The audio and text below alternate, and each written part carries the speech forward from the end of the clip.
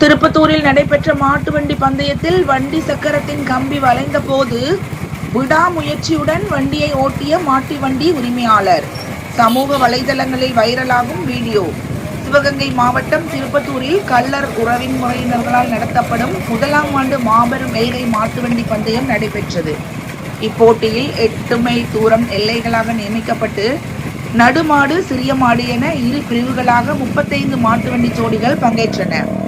விறுவிறுப்பாக நடைபெற்ற போட்டியில் பங்கேற்ற மாட்டு வண்டி ஒன்றின் சக்கரத்தை தாங்கி நிற்கும் கம்பி எதிர்பாராத விதமாக வளைந்து போனது. இருந்த போதும் முதலிடத்தை பிடிக்காவிட்டாலும் தன்னம்பிக்கையோடும் விடாமுயற்சியோடும் வண்டியின் உரிமையாளர் வேகமாக வண்டியை ஓட்டி இலக்கை அடைந்த வீடியோ தற்சமயம் சமூக வலைதளங்களில் வைரலாகி வருகிறது என்பது குறிப்பிடத்தக்கது.